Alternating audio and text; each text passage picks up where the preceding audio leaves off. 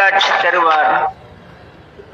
தேடி கண்டு கொண்டேன் திருமாலோடு நான்முகனும் தேடி தேடனா தேவனை என்னுள்ளே தேடி தண்டு. ஆக என்னுள் இருக்கும் சிவத்தை, எனக்குள் இருக்கும் அந்த இறையை துயில் எழுப்பவே இந்த திருப்பள்ளி எழுச்சி. என்ன அது முதல் வரியிலேயே தெளிவா சொல்லிறார். போற்றி என் வாழ்முதலாகிய பொருளே. என் வாழ்முதல் எது? நான் இந்த ஊற்றிற்காக கட்டிய வீடு என்னுடைய முதல். நீயோ என் வாழ்க்கைக்கு காரணமாக என் வீட்டில் இந்த உள்ளமாகி வீட்டிலே குடியிருப்பவன்.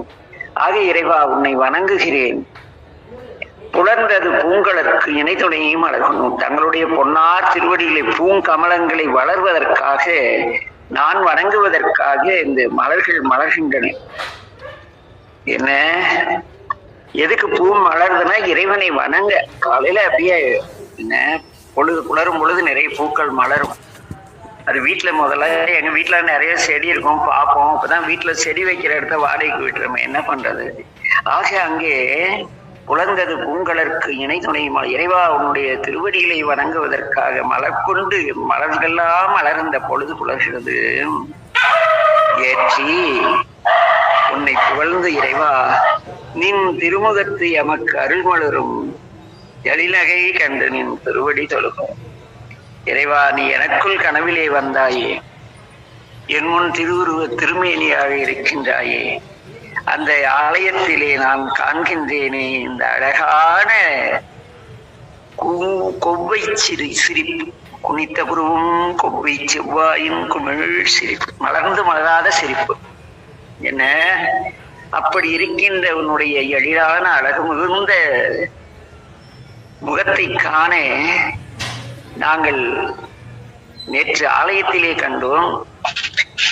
இங்கு மார்கழியிலே நாங்கள் எங்களுக்குள் காண விளைகின்றோம்.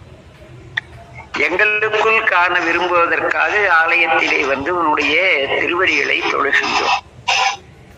என்ன யார் நீ? சற்றிதழ் கமலங்கள் மலர். என்ன சேர் எண்ணங்களால். இங்கு வந்து இரண்டு பொருள் உண்டு. சேற்றிலே மலரும் மலர்கள் கமலங்கள் தாமரை என்று ஒரு பொருள் கொள்ளலாம். ஆனால் குழப்பம் மிகுந்த பல்வேறு கவலைகளும் பல்வேறு பேராசைகளும் பல்வேறு நினைவுகளும் சூழ்ந்துள்ளன. மனதே ஒரு குழம்பிய குட்டை, சேறு நிறைந்த ஒரு குளம் நம் மனம். மனதில் ஒரு கல்லை போட்ட நான் அமைதியா மனசு இருந்துப்பா, அவன் வந்து ஒரு வார்த்தை சொன்னா குளத்துல கல்லு போட்ட மாதிரி என் மனசு குழம்பிடுச்சு. அப்ப நான் மனதும் வந்து என்ன ஒரு குளம்.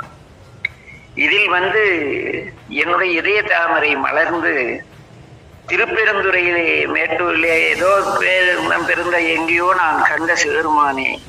ஏன்னா இங்க அவர் மணிவாசக பார்க்கிறார், திருப்பெருந்துறையில் தான் பார்க்கிறார். ஆகவே திருப்பெருந்துறையிலே சிவருமானே ஏற்ற உயர்வுடை கொடியுடைய இறைவா நீ மிக உயர்ந்த தர்மமாகிய கொடியை உடையவன். அது மட்டுமல்ல எமையுடைய எனக்குள் வந்து தாங்கள் எழுந்தருளீர். எமையுடைய உடைமை பொருள் நான். ஒருவர் நம் வீட்டை உடைமையாக்கி கொண்டால் வீட்டின் உள்ளே குடி வந்து விடுவார். அதுபோல இவர் என்ன பண்றார், கடைசி வரைக்கும் ரொம்ப முக்கியம். ஏற்றுயர் கொடியுடைய ஆலயத்திலே மிக உயர்ந்த கொடிமரத்திலே வெண்கொடி பறக்க நீங்கள் இருக்கின்றீர்கள். இது புற வழிபாட்டிற்கு. எமையுடையாய் அந்த வீடு என்னதுன்னா அங்க யார் இருப்பாங்க? அந்த வீட்டை சார்ந்த எல்லோரும் இருப்பாங்க. இங்க எமையுடையாய் என்னைன்னா நம்ம உடலால் தானே வழிபடுகிறோம். ஆக எனக்குள் இருப்பவனே, என்னை உடையவனே. எங்கிருந்து உடையவர்? என் மனதில் நின்றதனால். சிவனவன் என் சிந்தையுள் நின்ற அதனால் எனக்குள் நீ இருக்கின்றாய் பெருமானே.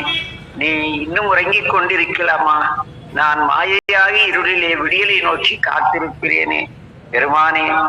தங்களுடைய கருணையாகி விழிகள் திறந்தால் அறியாமையாகிய இருள் விலகும் என்ற ஏக்கத்தோடு இதோ நான் உன்னை வழிபடுகிறேன் பெருமானே. எழுந்தருளுங்கள் சுவாமி.